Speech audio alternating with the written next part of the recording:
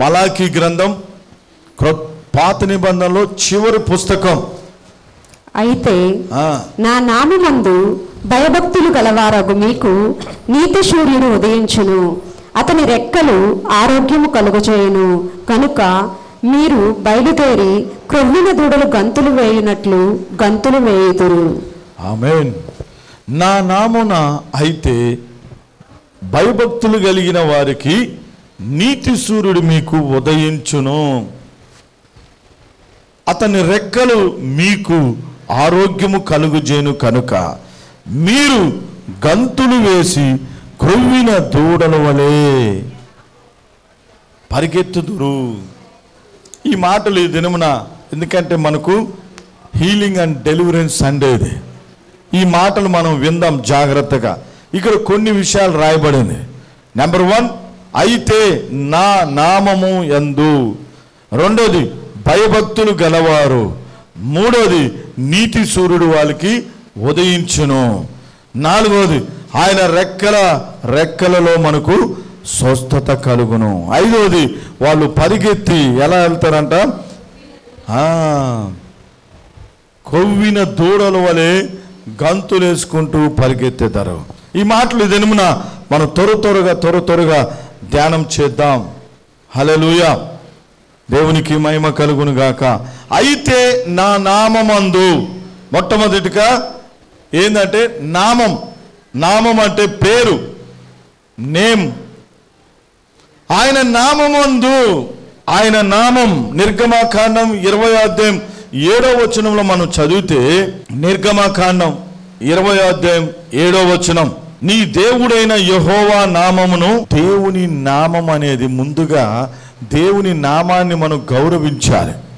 దేవుని నామాన్ని ఎట్టబడితే అట్ట మనము ఉపయోగించకూడదు.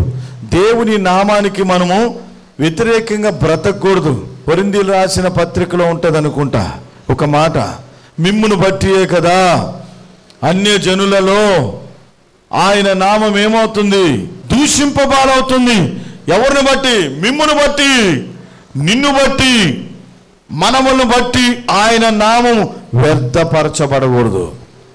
నిన్ను బట్టి ఆయన నామం దూషించబరచకూడదు. నిన్ను బట్టి ఆయన నామానికి మహిమ రావాలి. నిన్ను బట్టి ఆయన నామము ఘనపరచబడాలి. ద్వితీయోపదేశకాండం 28వ అధ్యాయం 58వ వచనం 59వ వచనం మనం చదువుకుందాం. నీవు జాగ్రత్త పడి ఈ గ్రంథంలో వ్రాయబడిన ఈ ధర్మశాస్త్ర వాక్యములన్నింటినీ అనుసరించి గైకొనుచు నీ దేవుడైన యెహోవా అను ఆ మహిమ గల భీకరమైన నామమునకు భయపడిన ఎడల యెహోవా నీకును నీ సంతతికిని ఆశ్చర్యమైన తెగులును కలుగజేయును. భయపడని ఎడల అవి దీర్ఘకాలముండు గొప్ప తెగులును చెడ్డ రోగములై ఉండును. ఇప్పుడు ఆయన నామానికి మనము వ్యర్థపరిచి భయపడకుండా ఇష్ట ప్రకారంగా అయ్యామంటే ఏమవుతుంది? దీర్ఘకాల వ్యాధులు, దీర్ఘకాల తెగుళ్ళు. ఎందుకు దీర్ఘకాల వ్యాధులు, తెగుళ్ళు, చెడ్డ రోగాలు అంటుకుంటున్నాయి? ఎందుకని? ఎన్ని మందులు వేసినా కూడా పోవట్లేదు. 4 సార్లు ఆపరేషన్ చేసినా కూడా మరలా అదే గడ్డ వచ్చేస్తా ఉంది. ఒక సిస్టర్ మాతో చెప్పేది, ఆమెకి ప్రెగ్నెన్సీ టైంలో ఒక రోగం వస్తుంది, గడ్డ వచ్చేసేది. ఆ గడ్డ వచ్చేది, మళ్ళీ ఆపరేషన్ చేసేది. ఈ విధంగా 5 సార్లు ప్రెగ్నెన్సీ వచ్చేది. మరలా ఆ ప్రెగ్నెన్సీ అయిన ఒక 4-5 నెలలకి, అడగండి పాస్టర్కి కూడా తెలుసు అనుకుంటా, మరలా ఒక గడ్డ వచ్చేది. ఆ గడ్డ ఈ లోపల శిశువు పెరిగే కొంది ఈ గడ్డ పెరుగుతూ ఉంది. మరలా హాస్పిటల్కి పోవడం, గైనకాలజిస్ట్ ఆ డాక్టర్ అమ్మని సంప్రదించి గడ్డతో పాటు ఇది తీసేసేది. ఇలా 5-6 సార్లు, ఎన్ని లక్షల రూపాయలు, ఎన్నిసార్లు ఆపరేషన్ ఈ విధంగా చేయించుకుంటా ఉంటే మా దగ్గరకు వచ్చింది. ప్రేయర్ చేశాం, ప్రార్థన చేస్తే భయపడతా ఉంది, భయంతో ఉంది. కరెక్ట్గా కరోనా టైంలో మరలా ప్రెగ్నెన్సీ వచ్చింది.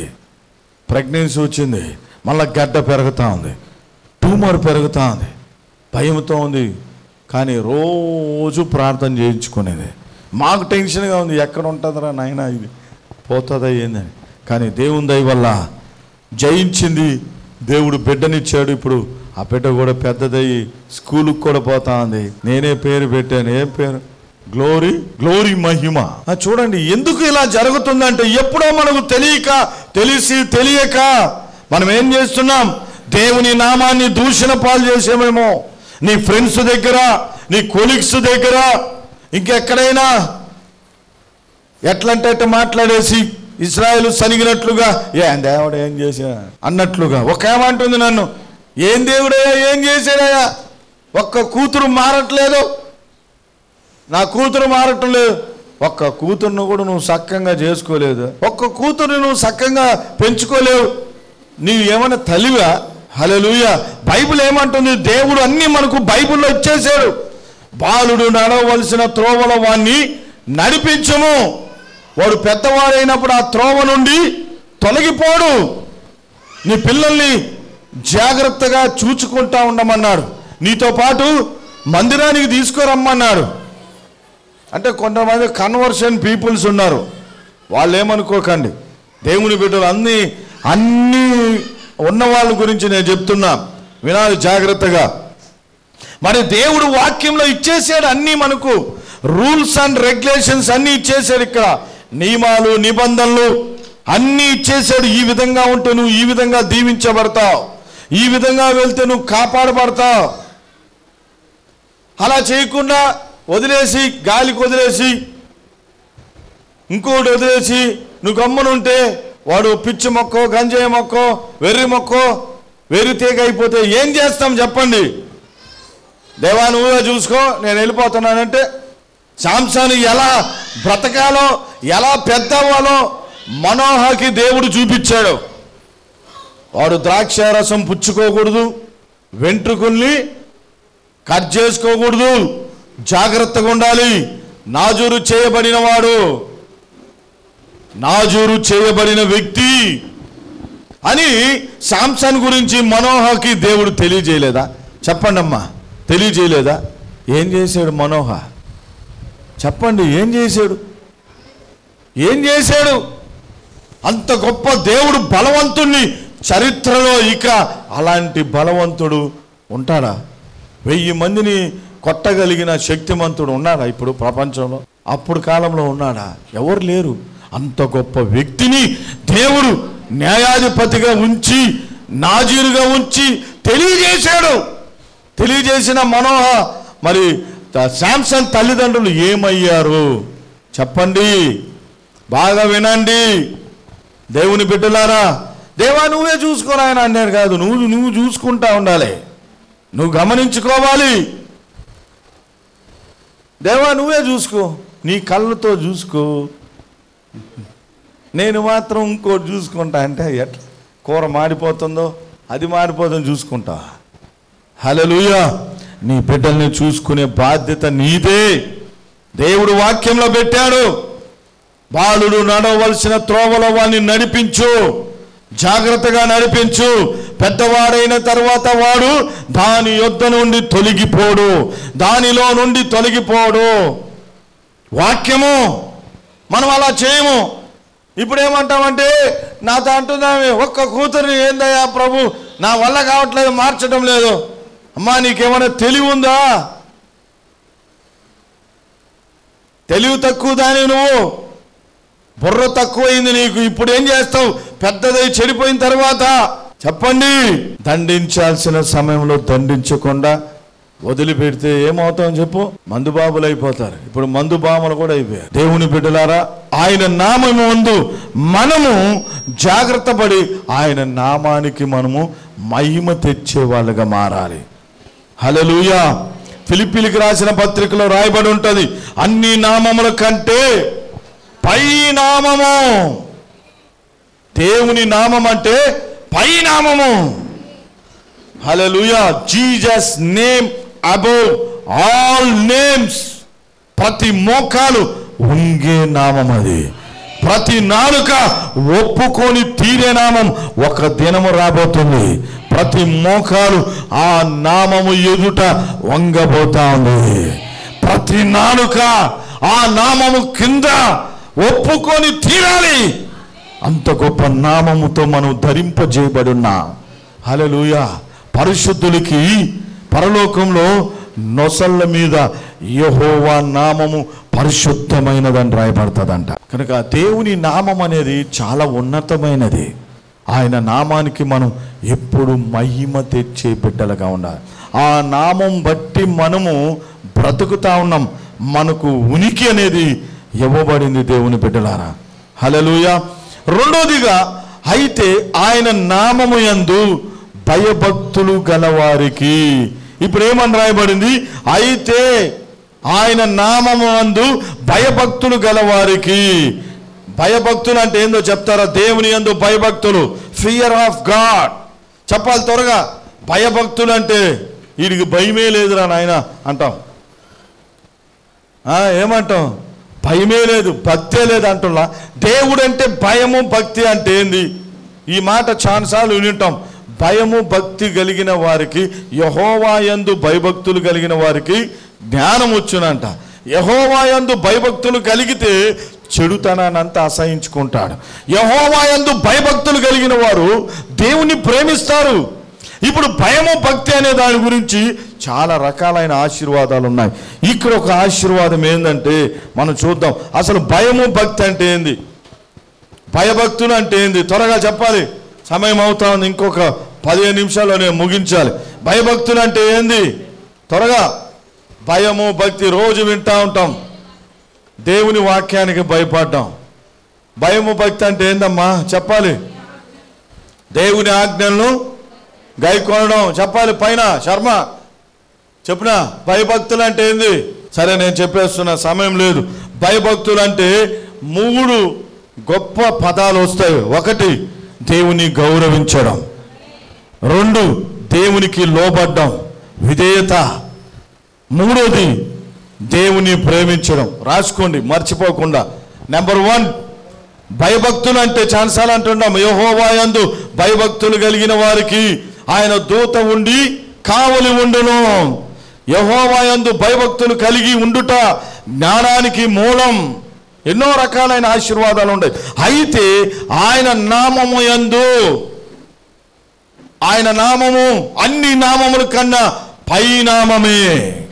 హల్లెలూయా. ఆ నామాన్ని మించిన ఏ నామం లేదు. దయ్యాలు ఉనికిపోయే నామం అది. దయ్యాలు గడగడలాడిపోయేవు నామం. దయ్యానికి తెలుసు యేసు నామం అంటే, జీసస్ నేమ్ అంటే తెలుసు. అది కింద పడి దొల్లాడి వెళ్ళిపోతుంది. హల్లెలూయా. దేవునికి మహిమ కలుగును గాక.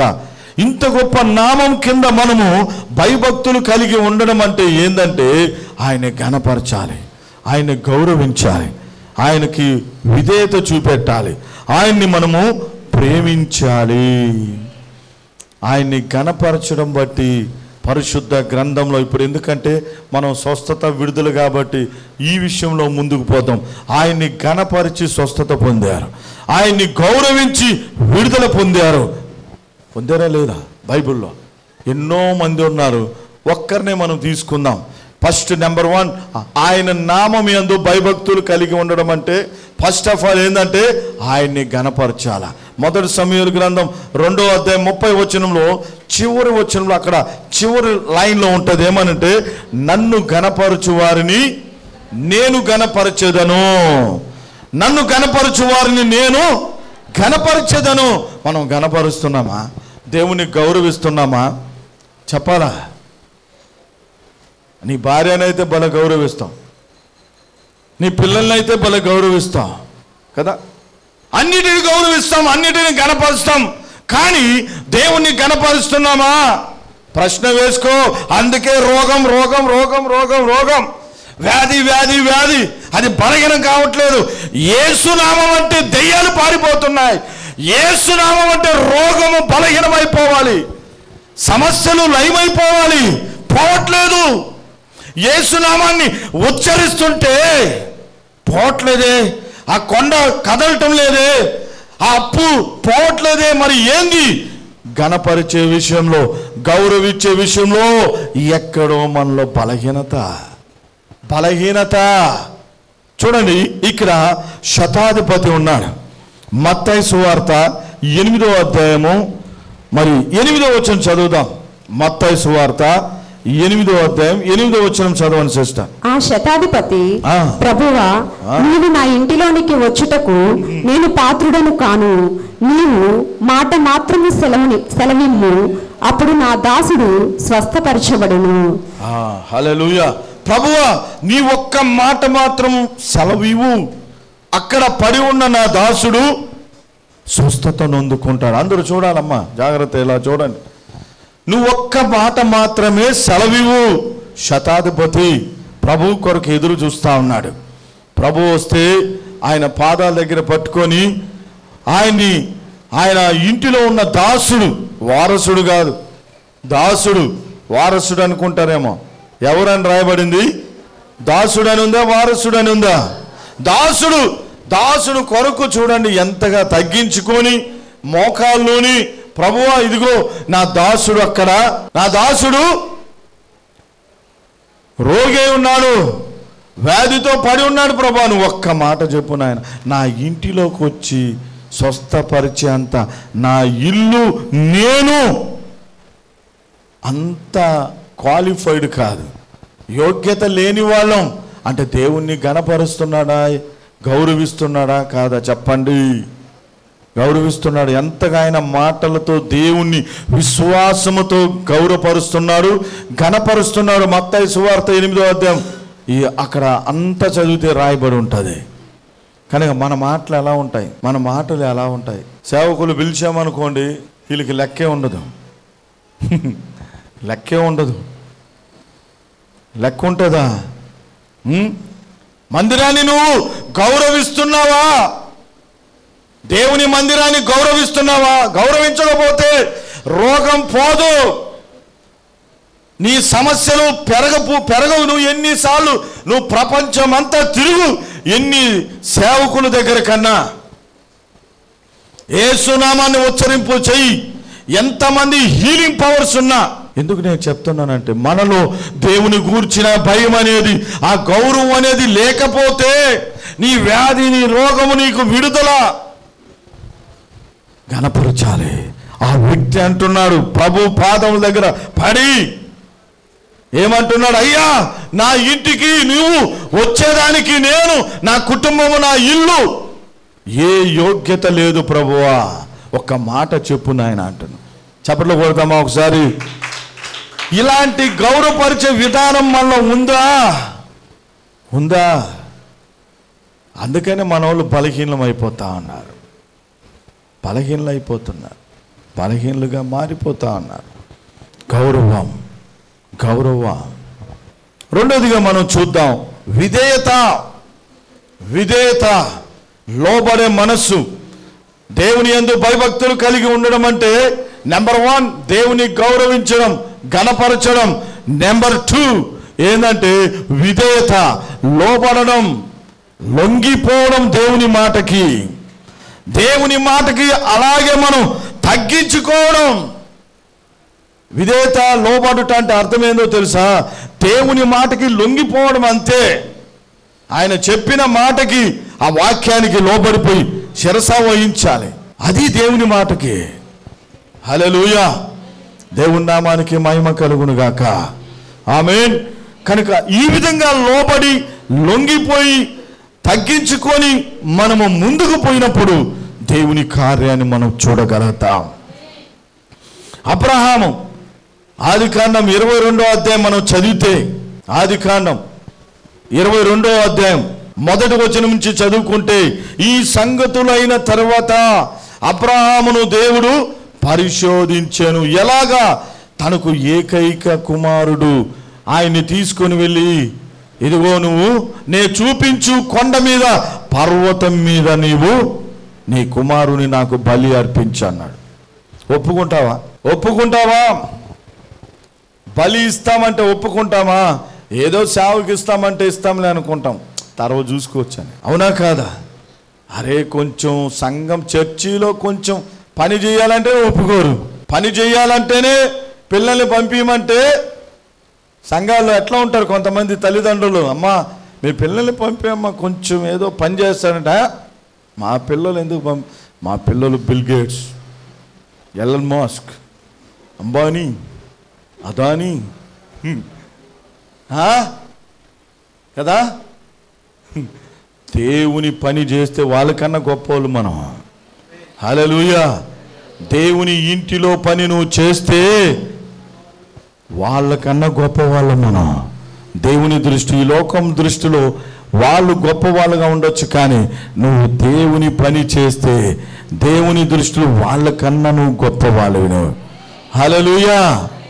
అరే కొంచెం దేవుని పని, దేవుని రాజ్య పని చేసేదానికి లేదు, లోబడే మనసు లేదు. మేము రాము, మేము లోబడము. అయితే నీ కొరకు వ్యాధి రెడీగా ఉంది, నీ కొరకు బహుమానం రెడీగా ఉంది. అందుకని ఎన్ని సమస్యల్లో యేసు నామములో పో అంటే నేను పోను అంటున్నాడు. పో, వెళ్ళిపో. ఎన్నిసార్లు దెయ్యాలు ఎలగొడతాం ఒక్కరిలో. ఒక అతను నా దగ్గర ఊరికే వచ్చి ఎలగొట్టించుకొని పోతుంటాడు. ఎన్నిసార్లు ఎలగొట్టించుకుంటావురా నాయన? 3 నెలలకు ఒకసారి వస్తాడు.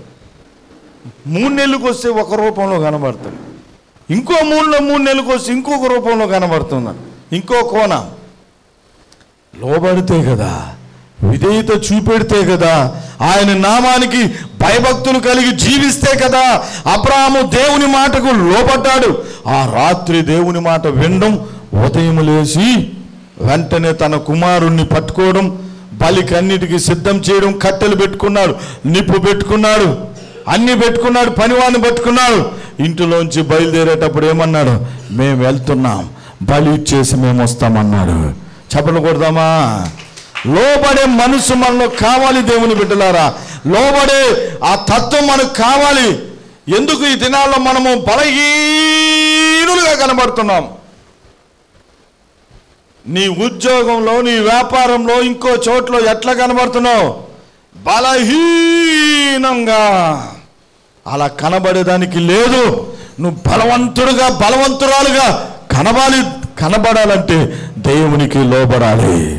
రక్తస్రావం కలిగిన స్త్రీ, మార్కు సువార్త 5వ అధ్యాయం 30వ వచనంలో చదివితే అక్కడ ప్రభు అంటున్నాడు, నాలో నుండి ఎవరికో ప్రభావం వెళ్ళిపోయింది. ఎవరది? అంటే పేతురు అంటాడు, ప్రభు ఇంతమంది పడతా ఉన్నారా? ఎవరని చెప్తాం ప్రభు? ఇన్ని 100 మంది నీ మీద పడుతూ లేస్తూ ఉన్నారు. కాదు పేతురు, నాలో నుంచి ప్రత్యేకంగా ఒకరిలోకి నా ప్రభావం వెళ్ళింది. ఎవరది? నన్ను ముట్టింది ఎవరని అడుగగా 33వ వచనం చదువుదాం సిస్టర్. తనకు జరిగినది ఎరిగి భయపడి వణుకుచూ వచ్చి ఆయన ఎదుట సాగిలపడి తన సంగతి అంతయు ఆయనతో చెప్పెను. ఆమేన్. అప్పుడు ఆ స్త్రీ వచ్చింది, వణుకుతూ వస్తుంది, భయంతో వచ్చి, అయ్యా ఆ స్త్రీని నేనే అని ఆయన పాదాలు పట్టుకుంటుంటే, అమ్మా నీ విశ్వాసం గొప్పది, ఇప్పుడు నీవు నీ రోగము నుండి నువ్వు స్వస్థత పొందుకున్నావు. ఇప్పుడు మాట వస్తా ఉంది. ఇప్పుడు ఏమొస్తుందంటే ప్రభువు దగ్గర నుంచి అసలు సిసలైనటువంటి ఆశీర్వాదం వస్తుంది. ఆల్రెడీ ఆమెకి రక్తధార కట్టెనని పై వచనాల్లో రాయబడి ఉంటుంది. ఆమెలో రక్తధార కట్టబడింది, అద్భుతం జరిగింది, స్వస్థత పొందుకుంది, విడుదల పొందుకుంది. కానీ గమ్మునుంది. ప్రభు అన్నాడు ఆమెని గమనించేదానికి, లోబడతాదో లేదో అని, ఈమె విధేయత చూపెడతాదో లేదో అని ప్రభు అడుగుతున్నాడు. ఎవరు ఆమె? ఎవరు? నాలో నుండి ప్రభావం పోయిందని. మనకెందుకులే అని వెళ్ళిపోయే వాళ్ళు ఉంటున్నా.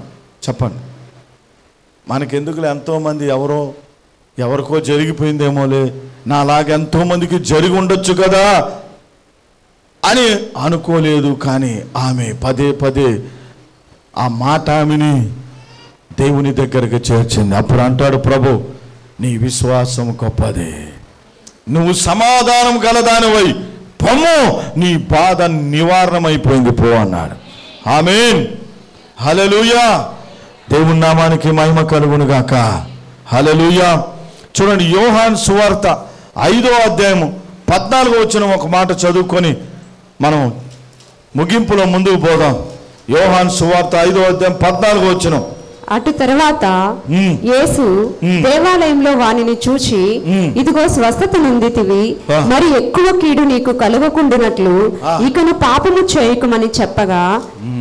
చాలు బెతెస్దా కోనేరు దగ్గర 38 సంవత్సరాల నుంచి ఒక రోగి పడి ఉన్నాడు. ప్రభు వెళ్ళాడు, కలుసుకున్నాడు. ఇదిగో కుమారుడా, నువ్వు స్వస్థత పొందగోరుతున్నావు. అయ్యా, నేను వెళ్ళి ఆ కోనేట్లో పడేలోగా ఎవరో ఒకరు వెళ్ళి నాకన్నా ముందు మునిగేస్తున్నారు అన్నాడు. ఈ విధంగా 38 సంవత్సరాలు, 38 ఇయర్స్, 38 సంవత్సరాల నుంచి రోగంతో, వ్యాధితో ఒక మూల పడి ఉన్నాడు. ప్రభు వెళ్ళాడు, అడిగాడు, నువ్వు అదంతా కాదు, నీకు స్వస్థత పొందగోరుతున్నావా? అప్పుడు అట్లానే చూస్తున్నాడు. వెంటనే ప్రభువు చూసి, నీ పరుపెత్తుకొని నువ్వు నడువు అన్నాడు. వాడు పరుపెత్తుకొని నడవడం ప్రారంభించాడు. అద్భుతం జరిగింది. తర్వాత ప్రభువు వాడిని ఎక్కడ కలుసుకున్నాడు చెప్పండి? సినిమాల్లో కలిశాడా? ఇంకెక్కడైనా కలిశాడా? ఇంకెక్కడైనా బార్లు దగ్గర, ఇంకెక్కడైనా కొట్లాట్ల దగ్గర? చెప్పాలి పైన వాళ్ళు. ఎక్కడ కలిశాడు? దేవాలయంలో వాడిని చూచాడు. దేవాలయంలో స్వస్థత పొందినవాడు దేవాలయంలో ఉన్నాడు. అప్పుడు వాడిని చూసి వాడు ప్రభువును చూసి అయ్యా అని పాదాలు పట్టుకున్నప్పుడు, ఇదిగో నీవు స్వస్థత పొందావు, ఇక మీదట మరలా నీకు ఆ రోగము, వ్యాధి, బలహీనత రాకుండా నిమిత్తం నువ్వేం చేయకూడదు? ఏం చేయకూడదు చెప్పండి? మందిరాన్ని ఎక్కొట్టదురా రే అంటే మన భాషలో, మందిరాన్ని మర్చిపోవద్దు, ప్రార్థన మర్చిపోవద్దు. ఎక్కడ ప్రభువా, నాకు పనులు ఎక్కువైపోతా ఉన్నాయి. అయితే 38 సంవత్సరాలు ఆడు పడినప్పుడు అప్పుడు నీకు పనులు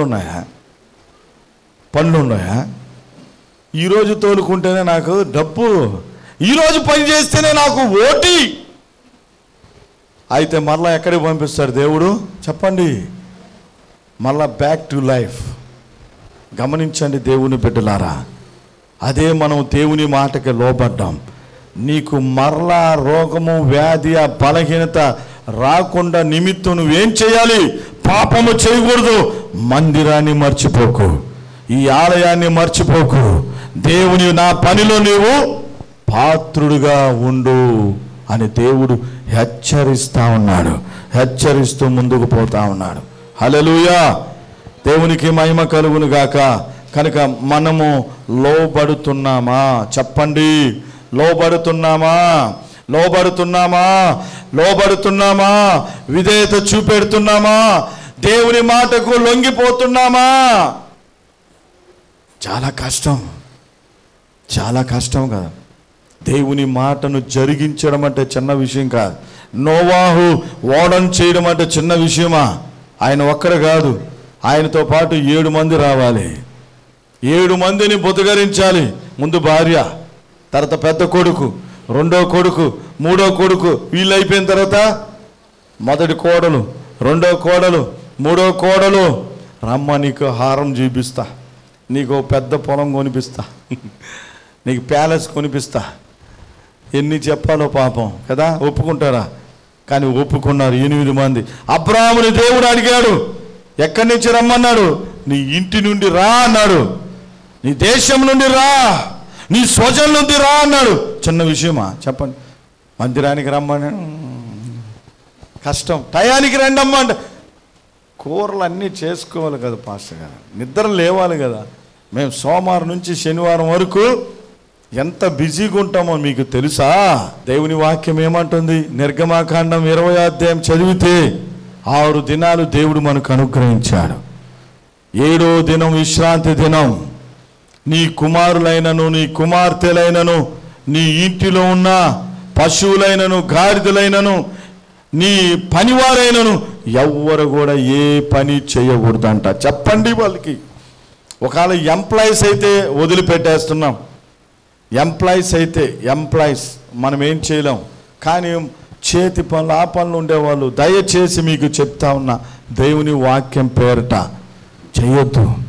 అది మీకు ఆశీర్వాదం కాదు, అది తీసుకోపోయి ఎడైనా పెన్నా నదిలో వేసినట్లే అవుతుంది. అది ఆశీర్వాదం కాదు. వాక్యము మనం నమ్మాలి. వాక్యమే దేవుడు, దేవుడే వాక్యం. మా అమ్మ తీసుకొని పోయి నిలవన పొయ్యిలో పడేసింది. మా అన్న తెస్తే, పోరా ఈ పాపిష్టి డబ్బు నాకెందుకని, ఆదివారం తిరిగి రాలేని, ఎందుకు నువ్వు మందిరానికి రాలేని డబ్బు నాకెందుకు రాని పడేసింది, పోరా అని. హల్లెలూయా. అందుకనే మా అన్న ఏమయ్యాడంటే దేవునిలో స్ట్రాంగ్గా మారాడు. ఇలాంటి తల్లులు కావాలి, ఇలాంటి భార్యలు కావాలి, భర్తలు కావాలి. పోయా వచ్చే ఆదివారం పోతాంలే, నువ్వు తీసుకురాపో. దేవునికి మహిమ కలుగును గాక. వాక్యాన్ని నమ్మండి, వాక్యాన్ని చదవండి, వాక్యాన్ని ధ్యానం చేయండి. దేవుని బిడ్డలారా, లోబడండి. దేవుని శక్తి నీళ్ళలో కదలడం ప్రారంభిస్తుంది. నువ్వు దేవుని మాటకి లోబడి ముందుకు పోతే దేవుని కార్యాలు జరుగుతాయి. మూడవది మనం చూద్దాం.